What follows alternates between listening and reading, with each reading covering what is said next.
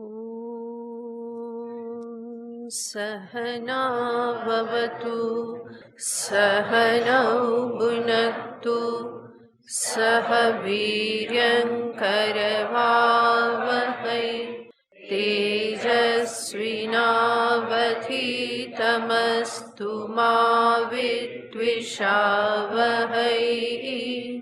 ॐ शान्ति शान्ति शान्तिः। शङ्करं शङ्कराचार्यं केशवं बादरायणं सूत्रभाष्यकृतौ वन्दे भगवन्तौ पुनः पुनः। ईश्वरो गुरुरात्मेति मूर्तिभेदविभागिने व्योमवद्व्याप्तदेहाय दक्षिणामूर्तये नमः। ॐ पार्थाय प्रतिबोधितां भगवता नारायणेन स्वयं व्यासेन ग्रथितां पुराणमुनिना मध्ये महाभारतम् अद्वैतामृतवर्षिणीं भगवतीम् अष्टादशाध्यायिनीम् अम्ब त्वामनुसन्दधामि भगवद्गीते भवद्वेषिणी।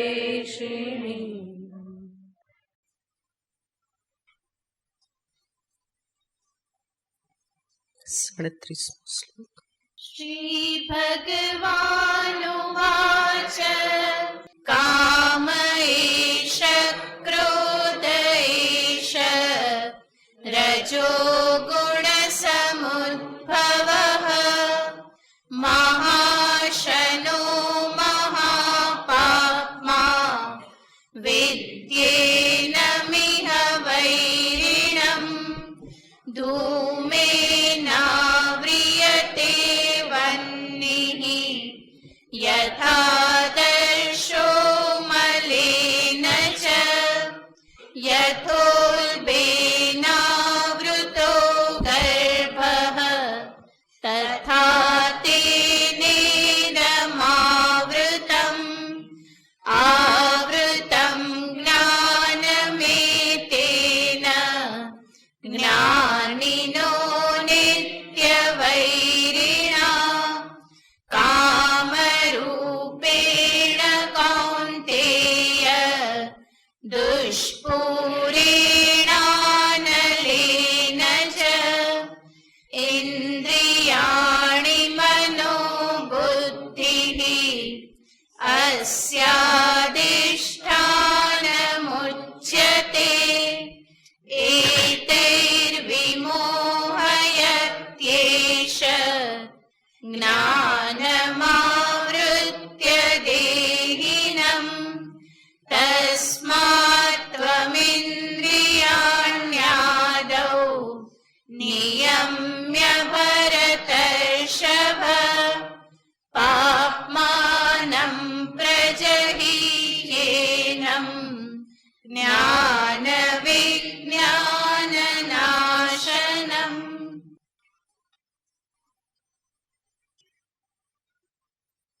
भगवान श्री कृष्णचंद्र अर्जुन ની સમક્ષ ઘણા વખતથી ઇન્દ્રિય સંયમ, રાગ દ્વેષ આ બધાના સંદર્ભમાં વાત કરી રહ્યા છે। જ્યારે ભગવાન કૃષ્ણ વારંવાર કહેશે ઇન્દ્રિય સંયમ ધારણ કરવાનું, તો એ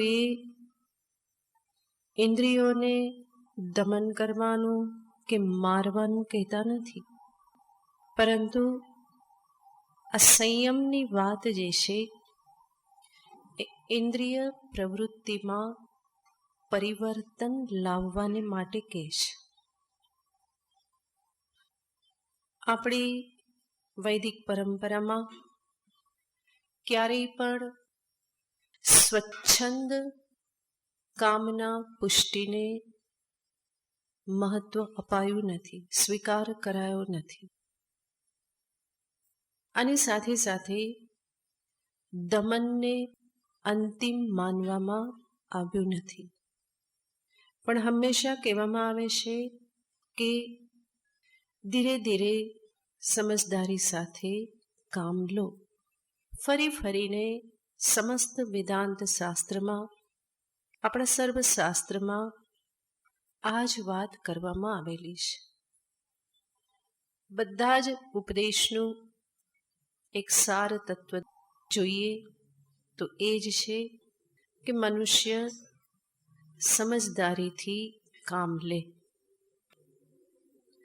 પોતાના શરીર પાસેથી, ઇન્દ્રિયો પાસેથી, મન પાસેથી, બુદ્ધિ પાસેથી, બીજી વ્યક્તિઓ પાસેથી, સંબંધોના સંદર્ભમાં, જગત પાસેથી જે પણ કરવાનું છે એની સાથે હંમેશા સમજદારીપૂર્વક કરો.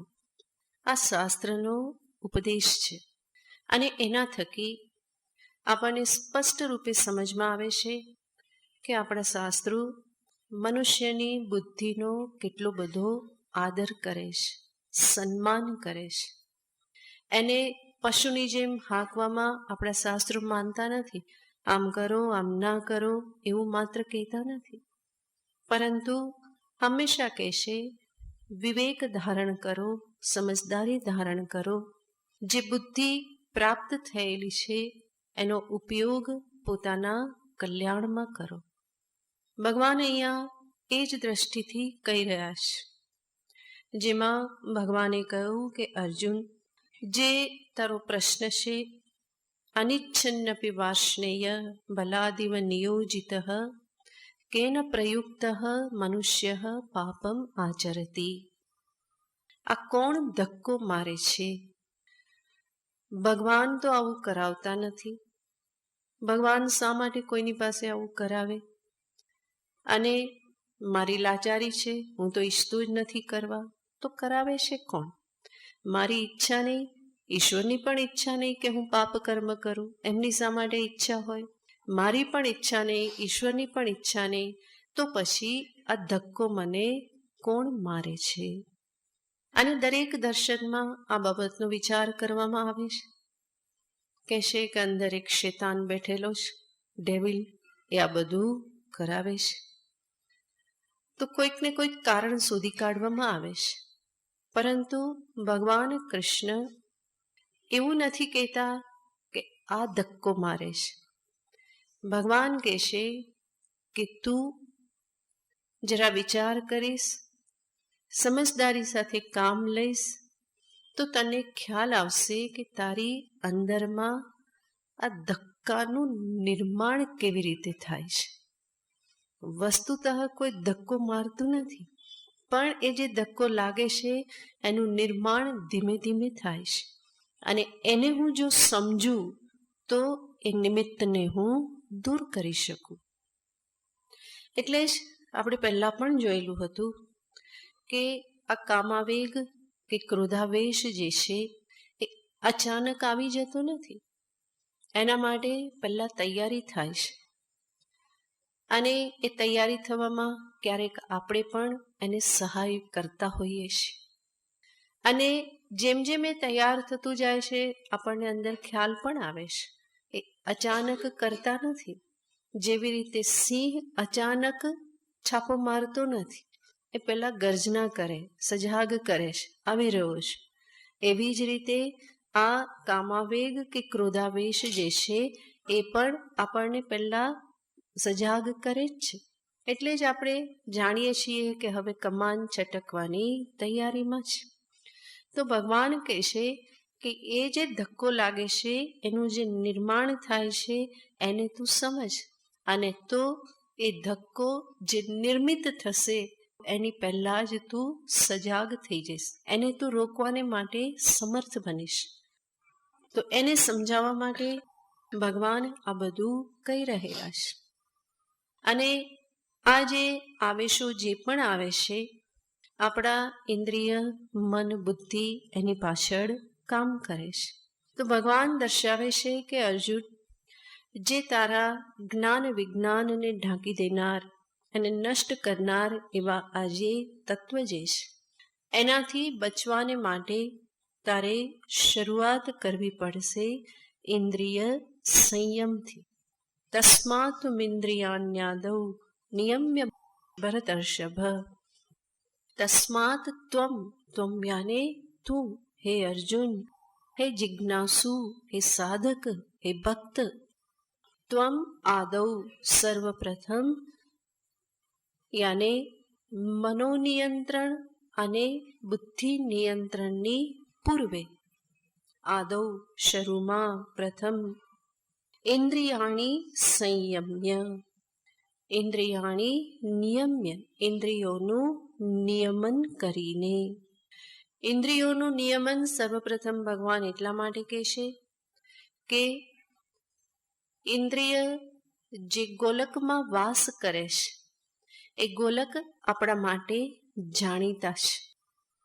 ભલે ઇન્દ્રિયોને આપણે જોઈ નથી શકતા, પરંતુ જે ગોલકથી, ગોલક યાને સ્થાનથી, ચક્ષુરિન્દ્રિય જે છે, ઇન્દ્રિય એ શક્તિ છે અને શક્તિ કાર્ય કરે છે, કોઈ સ્થાનથી એ એક્ટિવેટ થાય છે.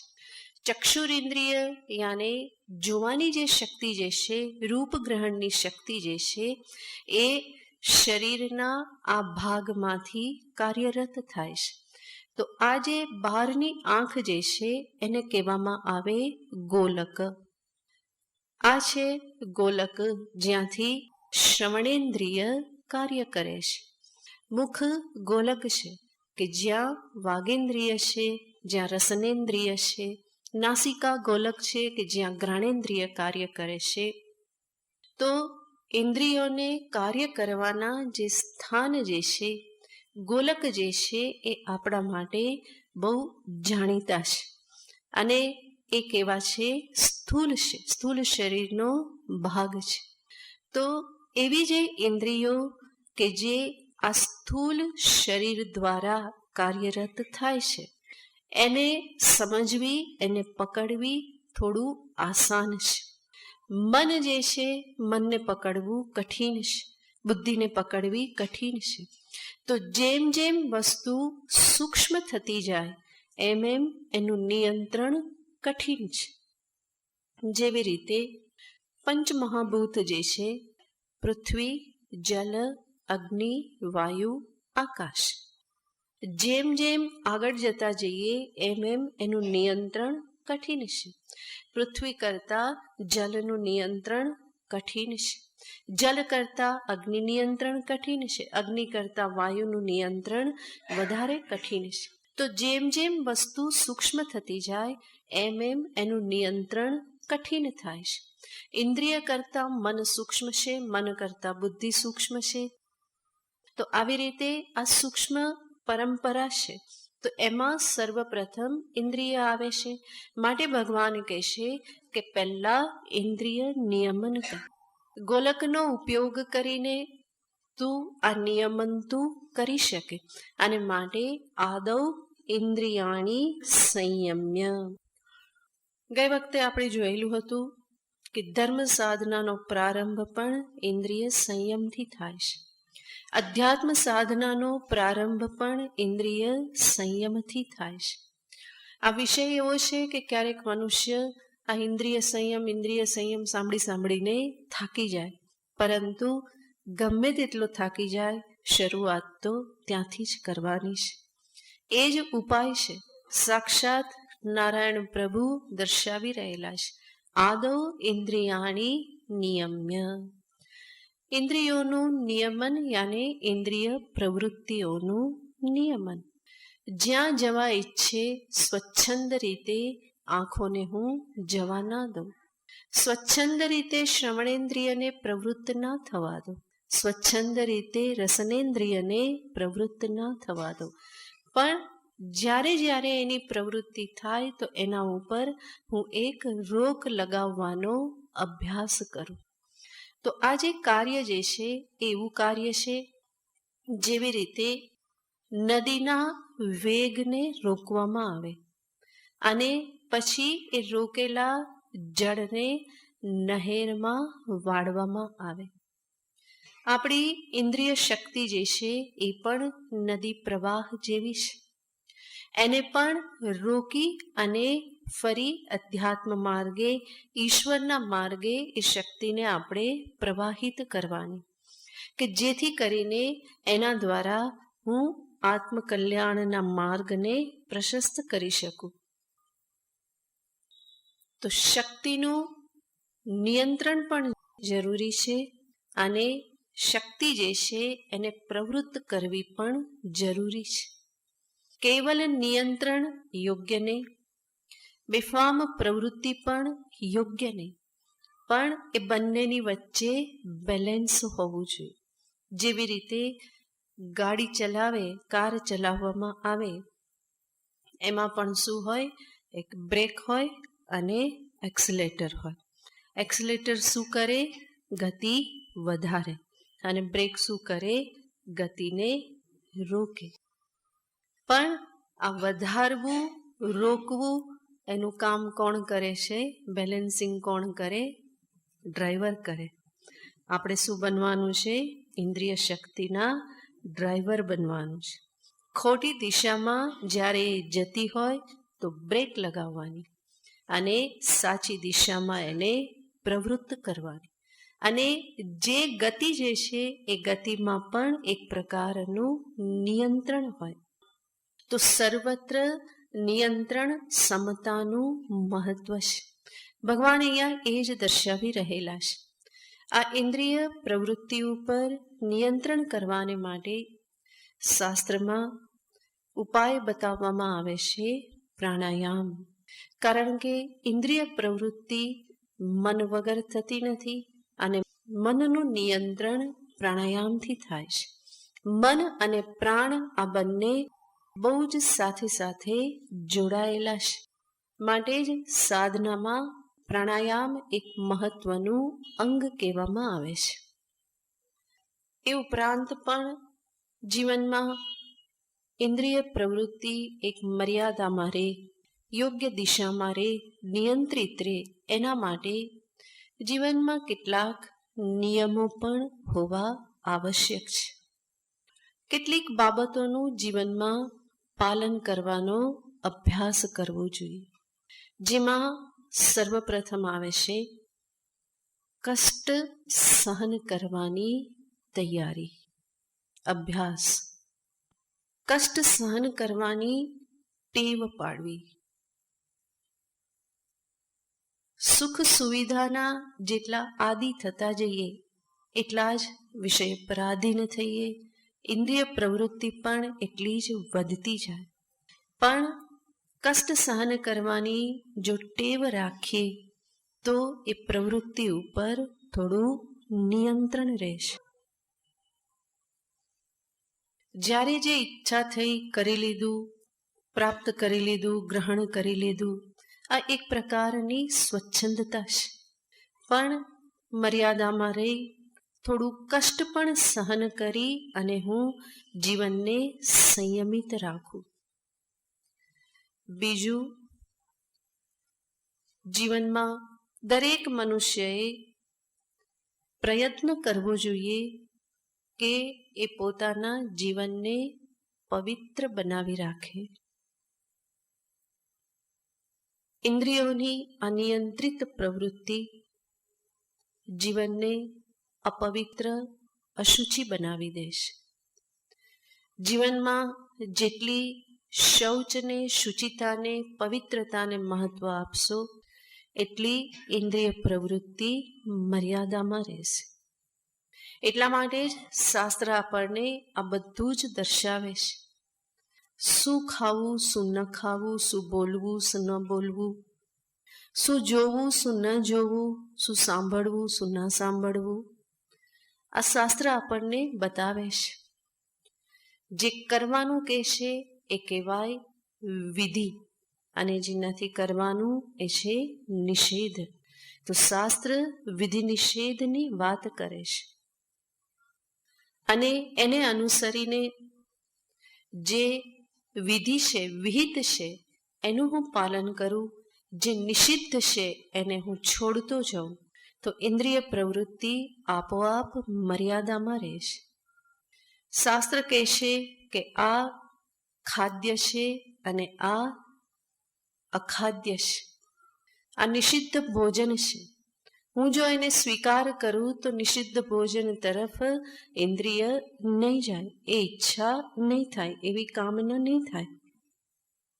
એવી જ રીતે દરેક વિષયના સંદર્ભમાં, ચાહે જ્ઞાનેન્દ્રિયની પ્રવૃત્તિ હોય, કર્મેન્દ્રિયની પ્રવૃત્તિ હોય, આ ગ્રહણ કરવા યોગ્ય છે હાથથી, આ ગ્રહણ કરવા યોગ્ય નથી. પગથી આ સ્થાન જવા યોગ્ય છે અને આ સ્થાન મારા માટે યોગ્ય નથી.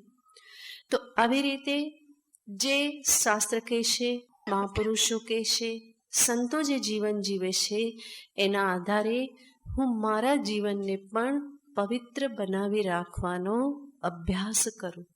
જેટલું જીવન શુદ્ધ પવિત્ર રહેશે એટલી ઇન્દ્રિય પ્રવૃત્તિ આપોઆપ મર્યાદિત થઈ જશે. તો પવિત્રતાનો અભ્યાસ કરવો. એટલા માટે જ આપણી પરંપરામાં શુદ્ધિને ઘણું બધું મહત્વ આપવામાં આવે. એઠું જૂઠું ના ખાવું, ક્યાંક અશુચિ સ્પર્શ થઈ ગયો તરત હાથ ધોઈ લેવાના, સ્નાન કરી લેવાનું, આ બધું દર્શાવવામાં આવે છે. એ શેના માટે છે? આવા પ્રકારના નિયમનને માટે. તો શુચિતા જાળવવી, પવિત્રતા જાળવવી એ પણ એક ઇન્દ્રિય સંયમ પ્રાપ્ત કરવાનો ઉપાય છે. ત્રીજું છે પોતાના વાંચન, સ્વાધ્યાય, સંગ આ બધાને યોગ્ય રાખવા. વાંચન કેવું કરવું? જે મને સંયમને માટે પ્રેરિત કરે, મારી સ્વચ્છંદતાને જે રોક લગાવે, એવી મને પ્રેરણા આપે એવું વાંચન હું કરું, સ્વાધ્યાય કરું. એવો સંગ રાખું કે જે સંગથી મને સંયમની પ્રેરણા મળે.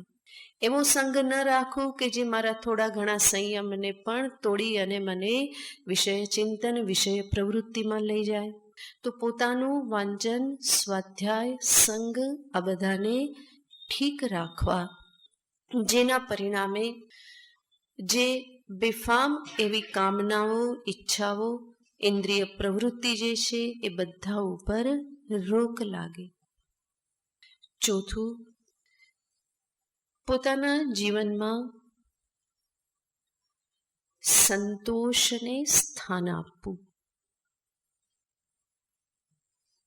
સંપદ સર્વતસ્તસ્ય, બધી જ સંપદા એની છે જેના મનમાં શું છે? સંતોષ છે. સંતોષ મનુષ્યને હંમેશા શાંત કરે છે. હા, જરૂર પોતાના કર્તવ્યનું પાલન કરવાનું જ છે, અને એના માટે જે આવશ્યક છે એ મેળવવા માટે જે પણ પ્રયત્ન કરવાનો છે એ કરવાનો છે.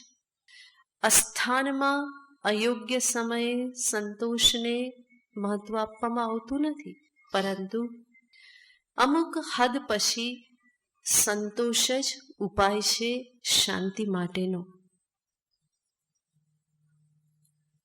અને અહીંયા ખાસ કરીને ભગવાન જે વાત કરી રહેલા છે એ છે ઇન્દ્રિય પ્રવૃત્તિ, યાને ભોગના સંદર્ભમાં. એવો કોઈ ભોગ નથી જે મનુષ્યએ જીવે ના કરેલો હોય. કેટલા જન્મો ધારણ કર્યા, સર્વ પ્રકારના ભોગ એ કરેલા જ છે. એણે વિવેક કરવો રહ્યો કે હજુ સુધી સંતોષ નથી થયો, તો આગળ ભોગ થકી સંતોષ કેવી રીતે થશે? માટે એમાંથી ઇન્દ્રિયને મનને બહાર કાઢી શાંત થવામાં જ વધારે કલ્યાણ રહેલું છે. તો આ રીતે જીવનમાં ભોગના સંદર્ભમાં સંતોષને સ્થાન આપવાથી પણ ઇન્દ્રિય પ્રવૃત્તિ ઉપર નિયંત્રણ થાય છે. અને છેલ્લે અધ્યાત્મ ક્ષેત્રમાં ભક્તિમાં આગળ વધવાને માટે તમે જે પણ કરો એ નિયમ સાથે યાને નિયમિત કરો. પોતાના જીવનમાં જે પણ કરો નિયમિત કરો અને સાથે સાથે રોજ એવા કોઈ કર્મ કરો કે જે ઈશ્વરની સાથે સંબંધિત હોય. જેમ કે ઈશ્વરની પૂજા, સેવા, દેવદર્શન, જપ, ધ્યાન કે પછી ઈશ્વર લીલા ચિંતન, ચરિત્ર વાંચન જે પણ કરો, કેટલાક કર્મ એવા ઈશ્વર સંબંધી કર્મ કરો અને સાથે સાથે એ નિયમિત કરો. એવું નહીં કે આજે કર્યું અને પછી ફરી અઠવાડિયા પછી જુમ્મે સ્નાન કરે એવી રીતે નહીં, પરંતુ નિયમિત આ બધા કર્મ થવા જોઈએ. એ ઈશ્વર સાથેનો જે એક સંબંધ જે છે, એની સાથેનું જે જોડાણ જે છે એ જગત પ્રત્યેના આકર્ષણને ઓછું કરશે. એટલા માટે ફરી ફરીને કહેવામાં આવે છે, જગત આકર્ષણની એ પકડમાંથી મુક્ત થવાને માટે ઈશ્વર તરફ આકૃષ્ટ થાવ. તો ઈશ્વર સાથેનો આ નાતો, આ સંબંધ જે છે એ મને આ ભોગવૃત્તિ કે ઇન્દ્રિય પ્રવૃત્તિ જે છે અનિયંત્રિત એમાં મને સહાયભૂત થાય છે. તો ખાસ આ 5 બાબતો દર્શાવવામાં આવે છે અને આ બધું જ તમારા માટે જાણીતું છે. જે 5 બાબતો તમને દર્શાવી એ શું છે? તપ, સ્વાધ્યાય, સંતોષ, શૌચ, ઈશ્વર પ્રણિધાન, જે યોગશાસ્ત્રમાં દર્શાવવામાં આવ્યું છે. તપ, શૌચ, સ્વાધ્યાય, સંતોષ, ઈશ્વર પ્રણિધાન. પણ હું પહેલા કહી દઉં ને તો તમને એવું થાય કે આ તમને ખબર જ છે, પછી તમે સાંભળો નહીં સરખું. એટલા માટે આ આપણી ભાષામાં કે આપણે જીવનમાં શું કરીએ, કષ્ટ સહન કરવાની ટેવ એ જ છે તપ. એવી જ રીતે જીવનને પવિત્ર રાખવાનો અભ્યાસ એ છે શૌચ, સારું વાંચન, સ્વાધ્યાય, સંતોષ સ્પષ્ટ છે અને ઈશ્વર સંબંધી કર્મ કરવા, એમને સમર્પિત રહેવું એટલા સમય માટે એ છે ઈશ્વર પ્રણિધાન. તો આ બધું જ આપણા સંતો, મહાપુરુષો, શાસ્ત્રો દર્શાવે છે. તો આ 5ને જીવનમાં સ્થાન આપવાથી જરૂર મનુષ્ય ઇન્દ્રિય પ્રવૃત્તિની લાચારીમાંથી મુક્ત થાય છે. અને ભગવાને જે કહેલું છે આદૌ ઇન્દ્રિયાણી સંયમ્ય, તો એ સંયમ ધારણ કરવાને માટે મનુષ્ય અહીંયાથી જ શરૂઆત કરી શકે. અને આ બધું જ કેવી રીતે? સમજદારી સાથે. હું આ શા માટે કરી રહ્યો છું મને ખ્યાલ હોવો જોઈએ. ફરી એ યાંત્રિકતાથી કરવા લાગશો તો એ એટલું ઉપયોગી નહીં થાય. પણ સજાગતા સાથે, સમજદારી સાથે જ્યારે આ બધું કરવામાં આવે તો જરૂર જીવનમાં કલ્યાણ થાય જ. જરૂર ધીમે ધીમે મારા જીવનમાં સંયમની પ્રતિષ્ઠા થાય. એટલું જ નહીં, અન્યત્ર શાસ્ત્રમાં પણ જુદા શબ્દોથી જુદી જુદી રીતે આ માટેના ઇન્દ્રિય સંયમ માટેના ઉપાયો દર્શાવવામાં આવ્યા છે. એક શતપથ બ્રાહ્મણ નામનો ગ્રંથ છે, જે સાધુ સંતોમાં બહુ જ પ્રસિદ્ધ છે. તમને કદાચ ખ્યાલ ન હોય. શતપથ બ્રાહ્મણ એમાં પણ જે કામનાની પકડ, કામના નાશના ઉપાય બતાવેલા છે. અને એ ઇન્દ્રિય સંયમનો પણ એક ભાગ છે.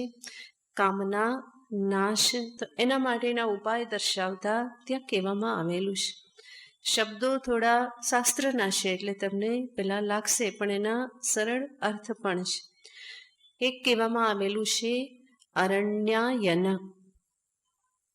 અરણ્યાયન એનો અર્થ થાય છે એકાંતવાસ. અને એકાંતવાસ એનો પણ સાધક અવસ્થામાં મુખ્ય અર્થ થાય છે દુસ્સંગથી બચવું. તો અરણ્યાયન એવા સ્થાનમાં રહેવું કે જ્યાં હું દુસ્સંગથી બચી શકું. બીજું કહેવામાં આવે છે સત્રાયણ. અરણ્યાયન બીજું છે સત્રાયણ. સત્રાયણ એનો અર્થ છે સત્સંગમાં રહેવું.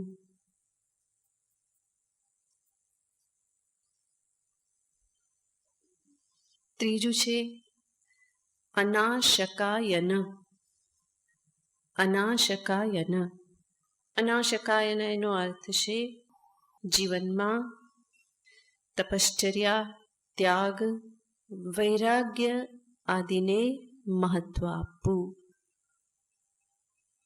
અનાશકાયન. ચોથું છે ઇષ્ટ. ઇષ્ટ યાને પરહિતાર્થે, બીજાના હિતને માટે જીવનમાં કર્મ કરવું. કેવલ પોતાનો સ્વાર્થ જોઈ અને મનુષ્ય કર્મમાં પ્રવૃત્ત થશે તો એ પોતાના ભોગને જ વધારવાનો છે. પરંતુ બીજાને માટે જ્યારે કર્મ કરશે તો એમાં હંમેશા ત્યાગ રહેલો હશે. માટે ઇષ્ટ યાને પરહિતાર્થે કર્મ કરવું. અને પાંચમું છે દત્ત. દત્ત યાને દાન કરવું. મારી પાસે જે કંઈ પણ છે એને હું ન ભોગવું, પરંતુ એ હું બીજાને આપું. તો જેટલું પણ દાન આપું એટલું જીવનમાં પોતાનો ભોગ તો ઓછો થવાનો જ છે. માટે દાન પણ ઇન્દ્રિય સંયમનો એક ઉપાય છે, કામના નાશનો ઉપાય છે. તો આ રીતે ત્યાં આ 5 ઉપાય બતાવ્યા છે: અરણ્યાયન, સત્રાયણ, અનાશકાયન, ઇષ્ટ અને દત્ત. આ ઉપરાંત સંતો પણ અન્ય પ્રકારે દર્શાવતા કહે છે એક સાથે જીવનમાં સંયમ ધારણ ન કરી શકો કોઈ વાંધો નહીં, પરંતુ ધીમે ધીમે તો આગળ વધવાનું જ છે. અને ધીમે ધીમે આગળ વધવાને માટે કહેવામાં આવે છે કાળ નિયમન, દેશ નિયમન, વ્યક્તિ નિયમન, વસ્તુ નિયમન. એનો અર્થ, કાળ નિયમનનો અર્થ છે હું અમુક સમયમાં અમુક ભોગ નહીં કરું. આવી રીતે કાળના આધારે જીવનમાં નિયમ ધારણ કરવો. આપણા શાસ્ત્ર દર્શાવે જ છે કે અમુક સમયમાં અમુક ભોગ વર્જ્ય છે. જેવી રીતે ગ્રહણકાલ, તો એમાં સંયમ બતાવવામાં આવે છે. એવી જ રીતે જે બધા વ્રત ઉપવાસ દર્શાવવામાં આવે છે એ કાળને આધારે છે.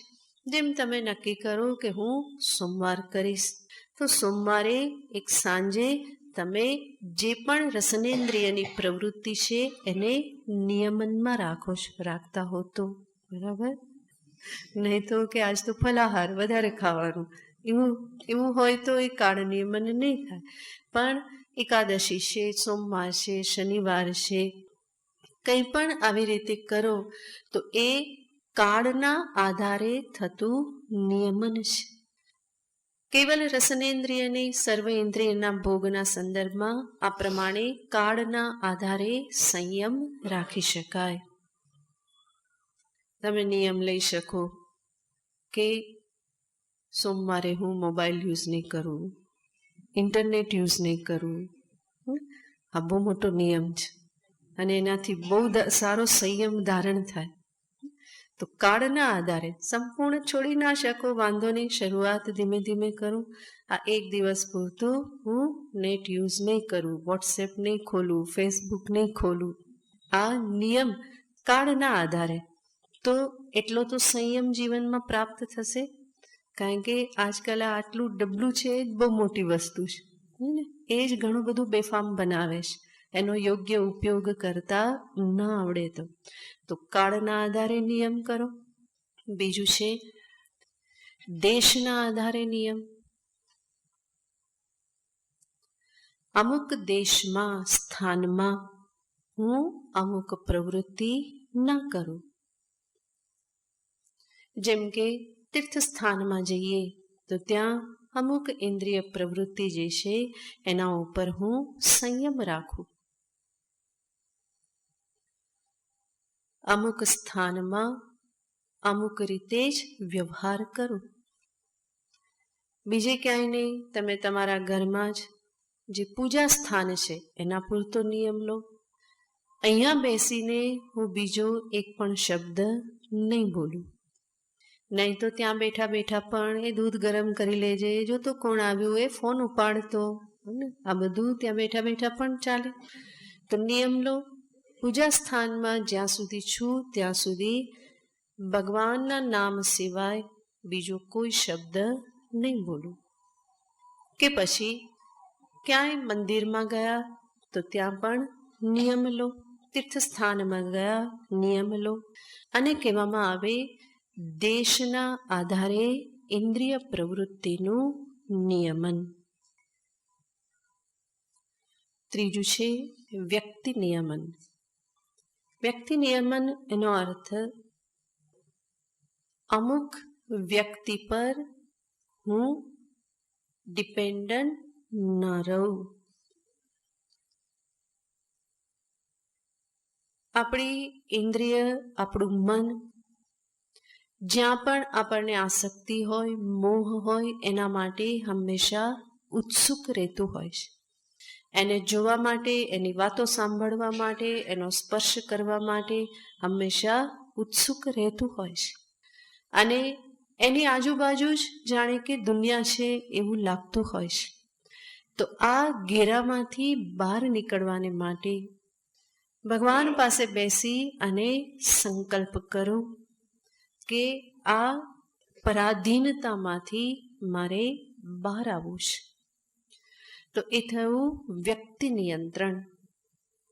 ચોથું છે વસ્તુ નિયંત્રણ. વસ્તુ ઉપરની પરાધીનતા. ઘણી બધી વસ્તુઓ ઉપર જીવ પરાધીન થઈ જાય છે. જરૂર જીવન નિર્વાહને માટે જે આવશ્યકતા છે એ તો છે જ, પરંતુ એ સિવાય પણ ઘણા બધા વિષયો પર એ એટલો બધો પરાધીન થઈ જાય છે કે જેના પરિણામે એ વિષયના સંદર્ભના વિચારો ચાલતા રહે, એ વિષય સંદર્ભમાં ઇન્દ્રિય પ્રવૃત્તિ હંમેશા થતી રહે. તો એને કહેવાય વસ્તુની પરાધીનતા. તો એ વસ્તુના સંદર્ભમાં નિયમન કરવું. તો આ રીતે કાળ નિયમન, દેશ નિયમન, વ્યક્તિ નિયમન, વસ્તુ નિયમન. તો આવી રીતે જુદા જુદા પ્રકારે શાસ્ત્ર, મહાપુરુષો આપણને આ ઉપાય બતાવે છે. અને આ ઉપાય શેના માટેના છે? સ્વતંત્ર થવા માટેના ઉપાય છે. સ્વચ્છંદમાંથી હું સંયમિત થઉં, અને સંયમ જ્યારે સહજ થઈ જાય તો એ જ છે સ્વાતંત્ર્ય. પરાધીનતા સાથેની પ્રવૃત્તિ એ સ્વચ્છંદતા છે. અને સ્વચ્છંદતામાંથી હંમેશા મારે સંયમમાં આવવાનું હોય, અને સંયમમાંથી જ સ્વતંત્ર ભૂમિ પર આરૂઢ થવાય. સંયમ જ્યારે સહજ બને તો એ જ શું છે? સ્વાતંત્ર્ય છે. આપણે સ્વચ્છંદતાને, લાચારીને, પરાધીનતાને પોષતા રહીએ અને મનમાં શું રાખીએ કે આ તો મારું સ્વાતંત્ર્ય છે, મને જે ગમે તે કરું, હું સ્વતંત્ર છું. પણ વાસ્તવમાં એમાં એક એવો હોય છે, પરાધીન હોય છે, લાચાર હોય છે. તો એમાંથી બહાર નીકળી હું સંયમમાં આવું અને સંયમ મારો જ્યારે સહજ થઈ જાય તો એ જ શું કહેવામાં આવે છે? સ્વાતંત્ર્ય કહેવામાં આવે છે. અને ભગવાન આપણને એ સ્વાતંત્ર્ય પ્રદાન કરવા માગે છે અને એટલા માટે જ સંયમનો ઉપદેશ આપે છે. આદૌ ઇન્દ્રિયાણી સંયમ્ય. એનો અર્થ ભગવાને કહ્યું આદૌ, પહેલા ઇન્દ્રિય નિયમન કરીને. એનો અર્થ એના પછી શું કરવાનું છે? મન નિયંત્રણ અને બુદ્ધિ નિયમન આ પણ કરવાનું જ છે.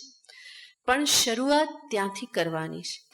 અને કેવલ ઇન્દ્રિય નિયમન કરે અને મન બુદ્ધિનું નિયમન ન કરે તો શું થઈ જાય? મિથ્યાચાર થાય, દંભ થાય, જીવનમાં વિકૃતિ આવે. માટે ભગવાને જે કહ્યું કે આદૌ ઇન્દ્રિયાણી નિયમ્ય, તો પહેલા ઇન્દ્રિયનું નિયમન કરી અને પછી સાથે સાથે ભગવાન એ કહેવા માગે છે કે મનનું પણ નિયંત્રણ કરવું અને સાથે સાથે બુદ્ધિનું પણ નિયંત્રણ. મનનું નિયંત્રણ કેવી રીતે થઈ શકે? મન જે છે એ આપણી સર્વ ભાવનાઓનું કેન્દ્ર છે, બલકી એ લાગણીઓનો પુંજ છે, ભાવનાઓનો એક પુંજ છે. મન કો, હૃદય કો, દિલ કો, આ બધાના અર્થ શું છે? એક સરખા છે. એ ભાવનાઓને ધીમે ધીમે વિચાર સાથે, વિવેક સાથે ભગવાનની તરફ વાળવી. જે ભાવનાઓ વિષયો તરફ, વ્યક્તિઓ તરફ, ભોગ તરફ ઝૂકેલી છે, એના તરફ જે પ્રવૃત્તિ છે એની જગ્યાએ સમસ્ત ભાવનાઓના પ્રવાહને ઈશ્વર તરફ વાળવો. ઈશ્વરના સંદર્ભમાં હું સંકલ્પ કરું, ભાવનાઓ કરું. ધીમે ધીમે આ અભ્યાસ કરવો પડે. એટલા માટે જ ભક્તિ માર્ગમાં કહેવામાં આવે છે ભગવાનની સાથે નાતો જોડો. જે બધી ભક્તિ દર્શાવવામાં આવે છે એમાં આ ભગવાનની સાથે જુદા જુદા નાતા દર્શાવવામાં આવે છે. વાત્સલ્ય ભક્તિ, સખ્ય ભક્તિ, દાસ્ય ભક્તિ, આ બધી જે ભક્તિ જે છે એમાં ભગવાનની સાથે હું એક સંબંધ બાંધું છું. વાત્સલ્ય ભક્તિ, ભગવાનને હું મારા બાળક તરીકે જોઉં છું અને એક માતા પિતાનું વાત્સલ્ય એને પ્રદાન કરું છું. સખ્ય ભાવ, હું એને મિત્ર તરીકે જોઉં, એને હું દાસ સ્વામી તરીકે જોઉં, હું એનો દાસ છું. એને હું પ્રિયતમ તરીકે જોઉં, હું એનો પ્રેમી છું. તો ભગવાનની સાથે આવો કોઈને કોઈ સંબંધ બાંધવાનું કહેવામાં આવે છે કે જે સંબંધને સામે રાખી અને હું ભગવાનની સાથે રિલેટ કરું, મારી ભાવનાઓને હું ભગવાનની તરફ વાળું, એને હું પ્રેમ કરતો થઉં, મારી લાગણીઓને એની સાથે હું જોડતો થઉં. અને આવી રીતે જ્યારે જીવનમાં ધીમે ધીમે ઈશ્વર તરફ આપણું મન ઝૂકતું જાય તો જગત તરફ એની પ્રવૃત્તિ જે છે એ ધીમે ધીમે ઘટતી જાય. મુખડું મેં જોયું તારું, સર્વ જગ થયું ખારું. એ ભગવાનના મુખમાં ઈશ્વરનું મુખારવિંદ એટલું આકૃષ્ટ કરે કે જગત તો આખું એની પાસે કેવું લાગે કે ખારું લાગે. ખારું લાગે અને જે વસ્તુ બહુ ખારી લાગે તો શું કરી દો? થૂ થૂ થૂ કરી દો. તો એનો અર્થ એનું કોઈ મહત્વ રહેતું નથી. એ બાજુ હવે જવા જેવું રહેતું નથી. મેરે તો ગિરધર ગોપાલ દૂસરા ન કોઈ. મીરાબાઈનું આ ભજન આપણે બધા બહુ બોલતા હોઈએ છીએ, પણ એની જે હકીકત જે છે એ જીવનમાં કેટલી વખત આપણને દેખાય છે. ગાવા માટે ગાય તો દઈએ, પણ અંતે કરવાનું તો એ જ છે. એ વગર જીવનો ઉદ્ધાર નથી. બધું છોડી અને એ બાજુ જો ઝૂક્યો નહીં તો ત્યાં સુધી ઉદ્ધાર થતો નથી. તો મનની ભાવનાઓને, લાગણીઓને, સંકલ્પોને, આ બધાને ધીમે ધીમે ઈશ્વર તરફ વાળવાથી મનનું નિયમન સંભવ બને. ભગવાન આગળ કહેવાના જ છે, અભ્યાસ અને વૈરાગ્યથી મન નિયંત્રણમાં આવે છે. એ ઉપાયને ત્યારે જ વિસ્તારથી જોઈશું, પણ અત્યારે સામાન્ય ઉપાય જોઈએ છે કે ભાવનાઓને ભગવાનની સાથે જોડતા જવું. બુદ્ધિનું નિયંત્રણ કેવી રીતે? બુદ્ધિ જે છે એ નિશ્ચયોનું, જ્ઞાનનું, વિજ્ઞાનનું સ્થાન છે. એનો અર્થ બુદ્ધિનું નિયંત્રણ કરવાને માટે સર્વપ્રથમ બુદ્ધિ દ્વારા થતા નિશ્ચયોનું મારે પરીક્ષણ કરવું પડે. અને નિશ્ચય વિચાર થકી થાય છે. માટે મારી વિચાર દિશા, વિચાર પ્રવાહનું મારે નિરીક્ષણ કરવું પડે.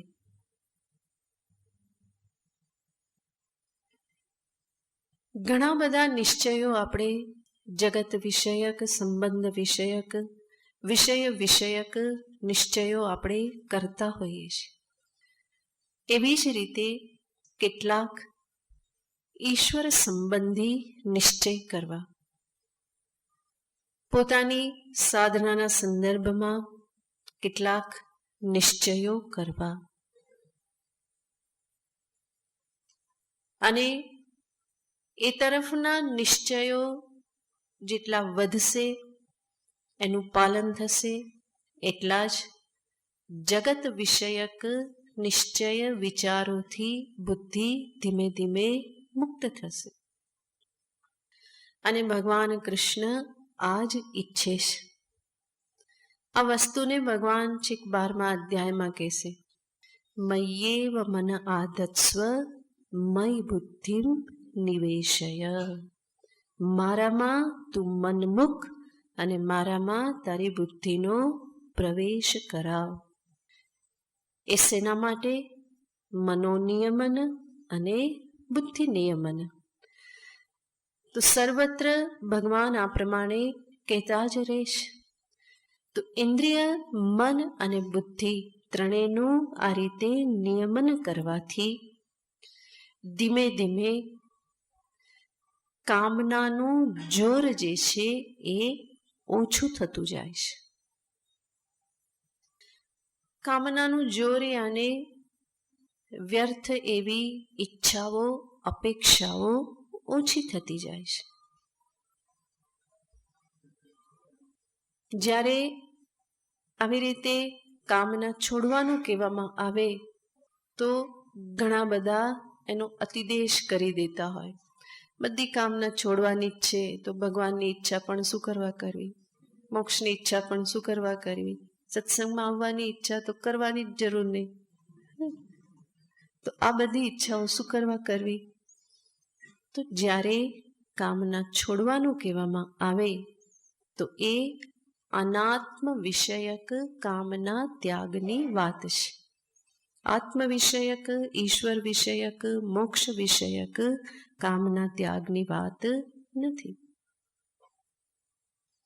વૈદ્યરાજ પાસે જાઓ અને તમને તાવ આવ્યો હોય અને 10 પડીકી આપે અને પછી વૈદ્યરાજ કહે કે તાવ આવ્યો છે, કંઈ ખાવાનું નહીં, કંઈ પણ ખાશો તો તાવ વકરી જશે, વધારે આવી જશે, માટે કંઈ પણ ખાવાનું નહીં. 5 દિવસ પછી પાછા બતાવવા આવજો. 5 દિવસ પછી બતાવવા ગયા, તાવ ઉતર્યો નહીં. વૈદ્યરાજ પૂછે, પડીકીઓ લીધી હતી? તમે કીધું તું કંઈ ખાવાનું નહીં, કંઈ જ નહીં ખાવાનું એટલે દવા પણ નહીં ખાધી. તો એવું નહીં કરવાનું, બરાબર. તમે કીધું છે કે કામના છોડો. ભગવાન કહે છે કે કામનાશ કરવાનો માટે ભગવાનના વિષયની ઈચ્છા પણ ના કરવી, આત્મ વિષયક ઈચ્છા પણ નહીં, મોક્ષ વિષયક ઈચ્છા પણ નહીં, એવું કહેવાનું તાત્પર્ય નથી. એ ઈચ્છાઓ ઈશ્વર વિષયક, મોક્ષ વિષયક ઈચ્છા છોડવી નહીં પડે. એ સમય આવે આપોઆપ જણાઈ જશે કે આ ઈચ્છા તો પહેલેથી પૂરી થયેલી જ છે, આ કરવાની જરૂર નથી, એ તો મારો ભ્રમ હતો. તો એના માટે કંઈ કામ કરવાની જરૂર નથી. જે કાર્ય કરવાનું છે એ અનાત્મ વિષયક ઈચ્છાના સંદર્ભમાં જ કાર્ય કરવાનું છે.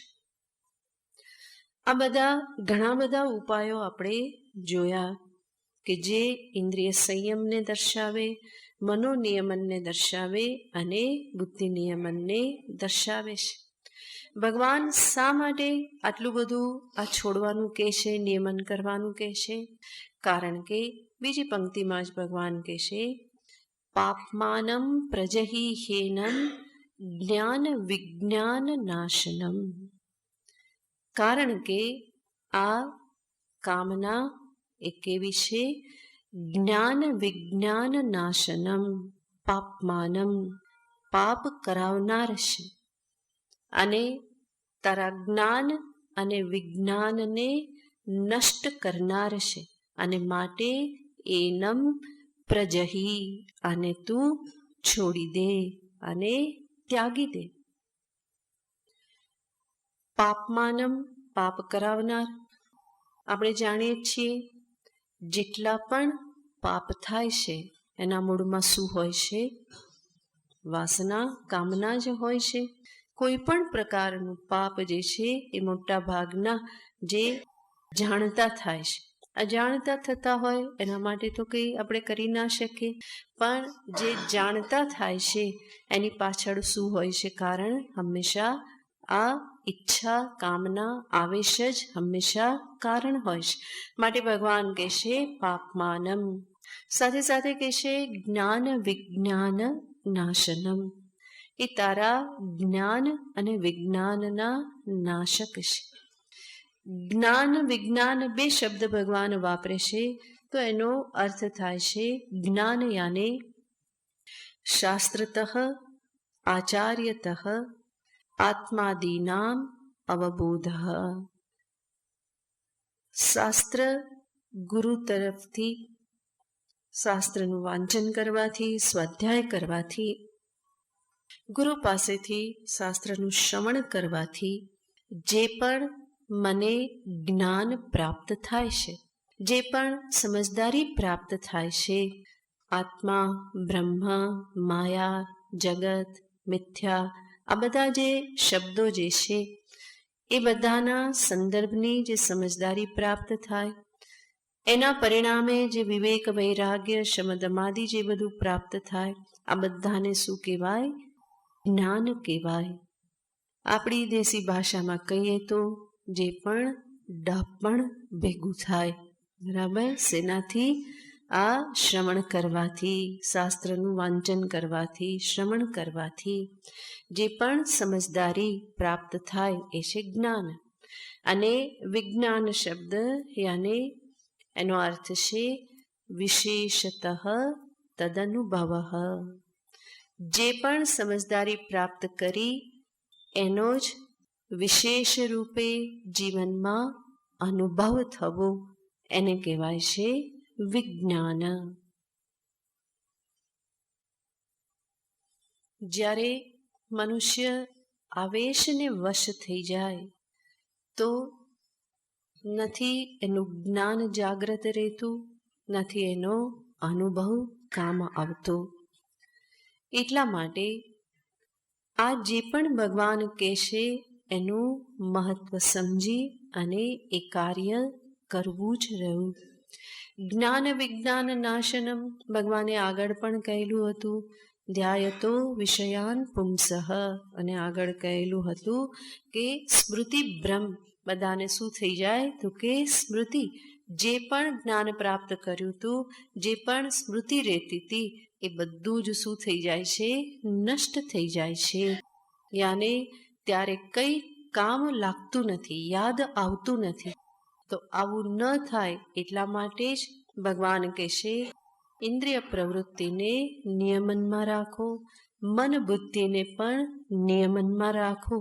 તો ધીમે ધીમે શાસ્ત્ર જે કહેશે, જે સત્યનું પ્રતિપાદન શાસ્ત્ર કરે છે, એ સત્યની સમજદારી, એનો અનુભવ અને એમાં નિષ્ઠા, આ બધું પ્રાપ્ત થશે.